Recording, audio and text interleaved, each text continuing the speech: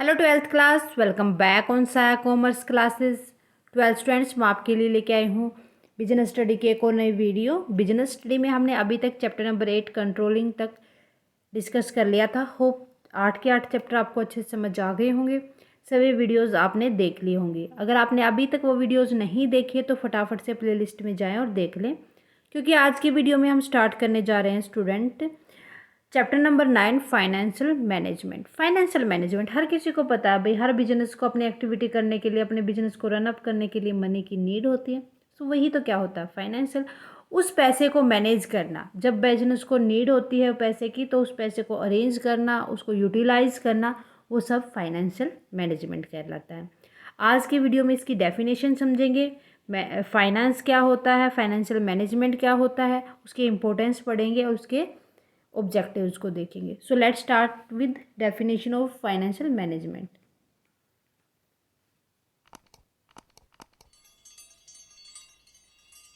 Okay, सो business finance का मतलब क्या होता है, मैंने अभी बताया था। किसी भी बिजनेस को स्टार्ट करने के लिए, उसको कैरी करने के लिए जितनी भी उसकी बिजनेस एक्टिविटीज़ होती हैं, फाइनेंस की नीड होती है। सो जितनी भी उसकी डे टू डे एक्टिविटी होती है, बिजनेस को ऑपरेट करना, उस वहाँ पर भी पैसे की जरूरत होती है। तो बिना पैसे की कोई भी बिजनेस से हम सपोज नहीं कर सकते। सो ये हमारा बिजनेस फाइनेंस कहलाता है। The money required to carry out business activity is known as business finance. कि जो भी पैसा होता है किसी भी बिजनेस की एक्टिविटी को कैरी करने के लिए, वो बिजनेस फाइनेंस कहलाता है। Finance are needed to operate a business as well as carry out day to day activity of the business. भाई फाइनेंस की जरूरत उस बिजनेस को ऑपरेट करने के लिए, उसकी डे टू डे एक्टिविटी को कैरी करने के लिए ज़रूरी होता है। ठीक है, बिजनेस फाइनेंस समझ आ गया। उसके बाद हम बात करते हैं फाइनेंशियल मैनेजमेंट, किस तरीके से उसको मैनेज किया जाता है। फाइनेंशियल मैनेजमेंट, ये दोनों डेफिनेशन आपको याद करनी है। कोई भी दो डेफिनेशन आपको याद रहनी चाहिए हमेशा, ताकि एग्जाम में लिखो। देखो, बिजनेस स्टडी में और इकोनॉमिक्स में एक ही बात याद रखनी है आपको, डेफिनेशन। ऐसे ही अकाउंट में अगर कोई भी थ्योरेटिकल क्वेश्चन आता है तो डेफिनेशन 100% आपको लिख के आनी है, चाहे आपसे पूछी गई हो चाहे नहीं पूछी गई हो। ठीक है, जब उसको एक्सप्लेन करोगे जहाँ पर उसका मीनिंग, तो वहाँ पर डेफिनेशन ज़रूर लिखोगे। ठीक है। So financial management is concerned with the proper procurement and usages of finance. जो फाइनेंशियल मैनेजमेंट होता है वो किससे कंसर्न करके चलता है, फाइनेंस का यूज करना, उसका प्रॉपर तरीके से प्रोक्योरमेंट करना, उसको अप्लाई करना। It include business activities such as procuring funds. ये एक बिजनेस एक्टिविटी होता है जिस तरीके से फंड को प्रिक्योर करना होता है, कॉस्ट को रिड्यूस करना होता है। Keeping the risk under control, अगर कोई भी बिजनेस के ऊपर रिस्क है उसको कंट्रोल करना। And development of such fund, जितने भी फंड हैं उनको डेवलप करना। ठीक है, एक डेफिनेशन। दूसरी डेफिनेशन है financial management involve two dimension. दो डायमेंशन होता है, first one is finance, second one is management, money और उसका मैनेज करना। Hence financial management can be said as application of management function. Apply करना किनको, मैनेजमेंट फंक्शन को, particularly planning and controlling function इन। अब प्लानिंग भी करनी है और उसको कंट्रोल भी करना है, दोनों काम करने, दोनों फंक्शन यूज करने हैं, किसमें, in finance function of the business.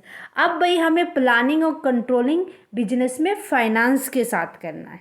ठीक है, और जो सिंपली हम प्लानिंग और कंट्रोलिंग बिजनेस में कर लेते थे, वो हम बिजनेस एक्टिविटीज़ को करते थे ताकि बिजनेस के ऑब्जेक्ट को हम फुलफिल कर सके। ठीक है, समझ आ गया। उसके बाद हम बात करते हैं इम्पोर्टेंस। भाई फाइनेंशियल मैनेजमेंट के क्या क्या महत्व होते हैं, क्या क्या फ़ायदे होते हैं। फर्स्ट होता है, क्यों हमें ज़रूरत होती है भाई फाइनेंशियल मैनेजमेंट की, the size and composition of fixed asset of the business. भाई जितने भी उस बिजनेस के अंदर फिक्स्ड एसेट है, जो हमने लॉन्ग टर्म के लिए इन्वेस्ट किया गया है, उस वो हमारा ब्लॉक फंड होता है।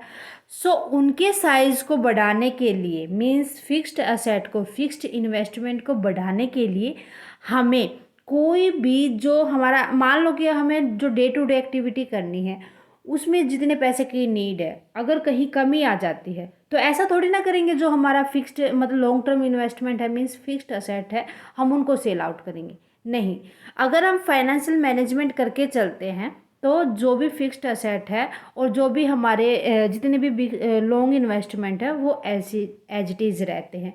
जो जब हमें बिजनेस को पैसे की नीड होती है तो हम फाइनेंशियल मैनेजमेंट से उनके लिए कुछ ना कुछ फंड्स अरेंज करके चलते हैं। ठीक है। सेकंड इम्पोर्टेंस हो जाएगी the quantum of current asset and its break up to cash and inventory and receivable. कि जो फाइनेंशियल डिसीजन होते हैं जितने भी, अगर कोई भी हमने फिक्स्ड असेट में इन्वेस्ट करना तो उसके लिए जितनी भी क्रेडिट पॉलिसी होती है, जितने भी इन्वेंट्री मैनेजमेंट होता है, वो सब हम देख के चलते हैं। मेन जो वर्किंग कैपिटल होता है उसमें हम ये इन्फ्लुएंस नहीं होने देते। ठीक है। उनकी अमाउंट हम अलग से रखते हैं और जो वर्किंग कैपिटल होती है उसको हम अलग से रखते हैं। जो क्योंकि वर्किंग कैपिटल क्या होती है, वर्किंग कैपिटल तो हमारे जितने भी करंट असेट होते हैं उनमें से करंट लाइबिलिटीज माइनस करते हैं, वही तो होती है हमारी। जितनी हमारे पास असेट्स हैं उनमें से लाइबिलिटी पे करने के बाद जो पैसा बचेगा वो तो हमारी वर्किंग कैपिटल होती है। ठीक है। वो सेव करके चलते हैं फाइनेंशियल मैनेजमेंट के अंदर। Next, breakup of long term financing into debt equity. यहाँ पर जो भी लॉन्ग टर्म फाइनेंस है हम उसको यहाँ डिसाइड किया जाता है कि उनको प्रपोर्शन में तोड़ दो। जितने भी डेट और इक्विटी है किसके प्रपोर्शन में, जो हमारे बिजनेसेस है उनके प्रपोर्शन में। यहाँ पर डिसीजन लिया जाता है फाइनेंशियल मैनेजमेंट जो मैनेजर्स होते हैं, जिसको जो डेट और जितने भी इक्विटी शेयर हैं, कैपिटल और प्रेफरेंस शेयर हैं, वो उनको अफेक्ट करके चलते हैं। ठीक है। जो उनको इंटीग्रल पार्ट बना के चलते हैं फाइनेंशियल मैनेजमेंट के अंदर। अगर जब हमें ज़रूरत होगी तो हमें कौन से पार्ट को यहाँ यूज करना, कौन से प्रपोर्शन में हमें उनको मनी कन्वर्ट करना है, कैश में कन्वर्ट करना है। ठीक है। The amount of long term and short term financing to be used.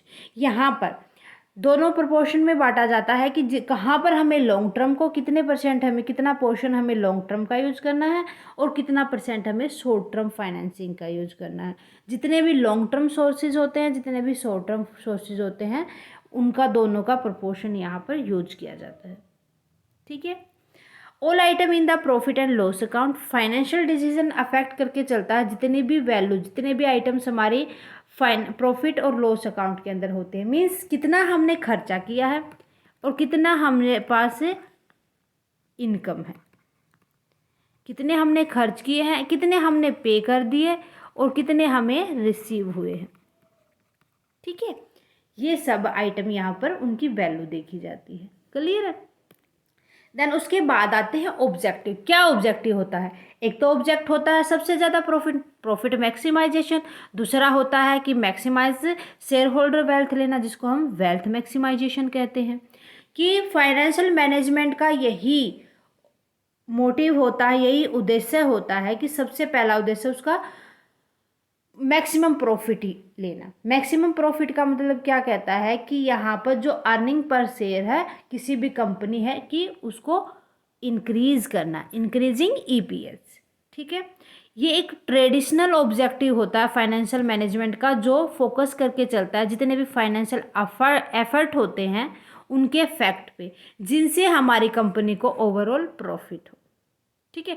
इसके अपोजिट में जो वेल्थ मैक्सिमाइजेशन होता है वो शेयर होल्डर वेल्थ होती है हमारी, जो वेल्थ मैक्सिमाइजेशन कहलाती है। इसका ऑब्जेक्टिव होता है यहाँ पर ओवरऑल जो शेयर होल्डर वेल्थ है किसी भी कंपनी, उसको इंक्रीज करना। किसके द्वारा? Bye directing the financing effort on increasing share price of the company, कि हमारी कंपनी के शेयर प्राइसेस हायर हो। ठीक है। तो जिनसे हमारी हायर वेल्थ मिलेगी। ठीक है। एक अदर ऑब्जेक्टिव भी होता है फाइनेंशियल मैनेजमेंट का। अदर ऑब्जेक्टिव होता है कि यहाँ पर जो जितने भी हमारे पास फाइनेंशियल रिसोर्सेज है उनका ऑप्टिमम यूटिलाइजेशन करना और मोस्ट अप्रोप्रिएट जो भी सोर्स होता है उसको चूज करना। किसके ऊपर? रीजनेबल कॉस्ट के ऊपर। ये नहीं कि हमने जो मोस्ट अप्रोप्रिएट सोर्स भी यूज कर लिया फाइनेंस का और उसके ऊपर हमने कॉस्ट भी ज़्यादा लगा ली। नहीं, रीजनेबल कॉस्ट देखनी है और उसका अप्रोप्रिएट जो सोर्स है उसका ऑप्टिमम यूज करना है हमें।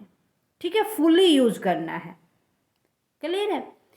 सो ये सब ऑब्जेक्टिव होते हैं फाइनेंशियल मैनेजमेंट के।